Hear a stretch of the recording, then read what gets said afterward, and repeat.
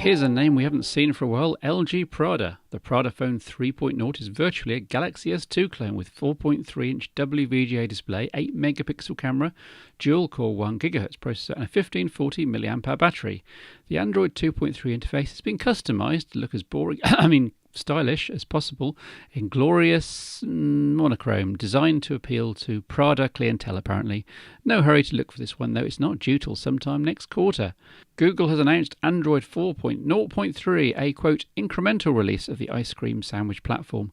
It includes new social, stream and calendar functions, video stabilization in the camera app and various accessibility refinements, plus a mountain of other improvements. Worth noting, as Google has announced, that Android 4.0.3 will be the quote base version of ice cream sandwich. Nokia is back in the USA. Well, at least it's made a start, launching its less swishy Windows Phone handset, the Lumia 710, on T-Mobile in the States at something of a bargain price and with US-specific content and services, including ESPN Sports, Netflix and T-Mobile TV, plus, of course, Nokia Drive. Apparently this launch is the tip of what Nokia calls Operation Rolling Thunder. Sounds good. These periodical top fives have become something of a phone show tradition, and as ever I try and throw in a few devices and phones and options to suit all pockets and inclinations. And when I say pockets, I can these days mean both the financial outlay and being able to physically fit the device in. And yes, I've played with the HTC Titan, Samsung Galaxy Note and Google Galaxy Nexus. These weren't ruled out on size grounds, and all three impressed in different ways, but it's hard to recommend them to non-Uber geeks. I'm always getting asked by normobs and casual geeks, what smartphone should I get?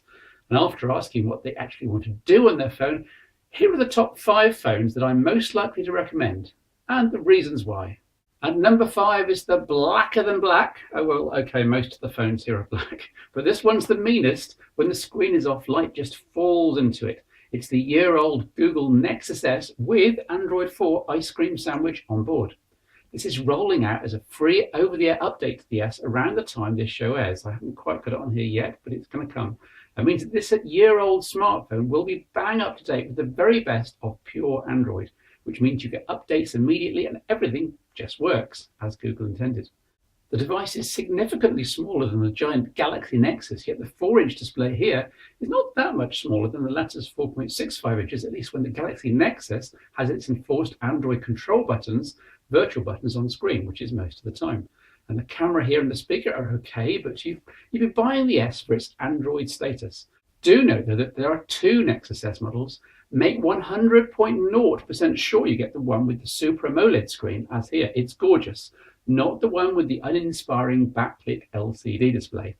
Prices vary wildly, but they usually start around £200 plus. Find one if you can, keep it forever, cherish it. At number 4 is the phone that's had my main SIM in it now for longer than any other phone ever. Nokia N8 is now well over a year old, but it still tops for my needs. I'm including it here with Symbian Bell in mind, even though it hasn't rolled out yet. As with the Nexus S just mentioned, there's a big UI revamp rolling out that will bring the device bang up to date. Bell apparently is now not appearing for another month or so, but it will come. In the meantime, the N8 is far more competitive now than when it launched, thanks to Symbian Anna, with a revamped web browser that's really quite good, portrait QWERTY keyboard seen here, better email, and much more. Most of all, though, the N8 is important for its unique selling point, utterly unique, the huge sensor 12-megapixel camera with a proper xenon flash. This is just about the only phone in the world at the moment that you can whip out in living rooms and parties and pubs in the real world and take decent photos of living, moving people. I also love the FM transmitter to my car radio, the really high-quality speaker, the unibody aluminium construction that's basically indestructible. I've dropped this so many times. And the usual Symbian pros of complete openness. Cards, memory sticks, files, media, information, documents can all be shuffled around, uploaded, beamed, downloaded, and generally copied in and out without the restrictive walls that Microsoft and Apple insist on putting up. You can usually find the N8 at under £180 second-hand or new from around £260 these days. And I spotted it at free at £10 a month on contract with Vodafone in the UK. £10 a month on contract with a free phone. That has to be the bargain of the century for the N8. At number 3, it's yet another mobile platform, and I'm going out on a limb here and really trusting Nokia here. Don't let me down, guys. It's the Lumia 800, reviewed in the previous phone show.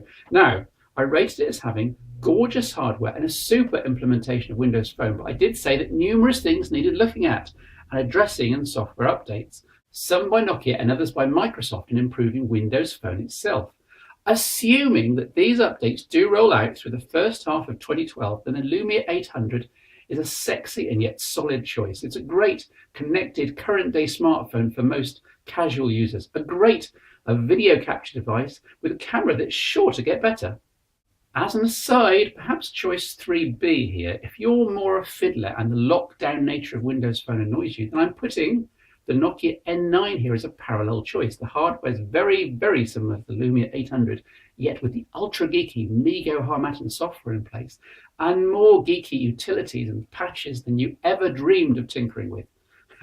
Lumia 800 or N9, either way, a solid number 3. Though both are currently quite expensive. I think £400 or so. The former because it's, well, brand new, and the latter because it's, well, fairly rare. The N9 is only sold in certain countries. My advice would be to get the Lumia 800 on a decent contract. At number 2, there's the second Samsung-made device in this top 5, and the second Android-powered phone. I cannot ignore the Galaxy S2, now out more or less everywhere in the world, albeit under some other names in the good old US have to rebrand everything A. The 4.3-inch Super AMOLED Plus screen's gorgeous and sets a real trend in the industry. The camera is top-notch, and even Samsung's quirky but functional touch skin isn't enough to demote this phone in my eyes.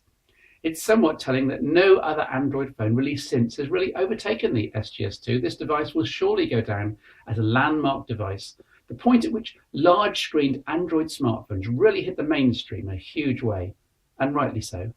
But restored to the number 1 slot in my top 5 is an Apple iPhone, in this case the 4S, newly released.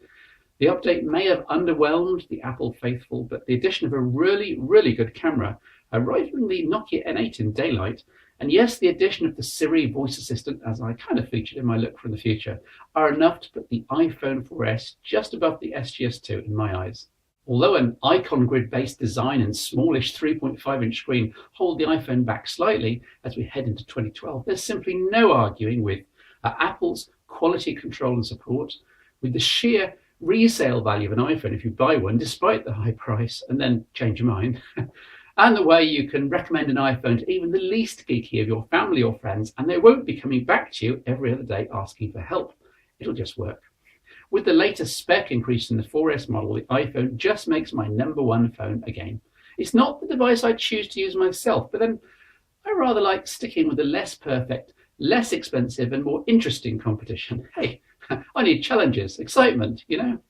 Comments welcome, and happy Christmas, by the way. Have a great 2012.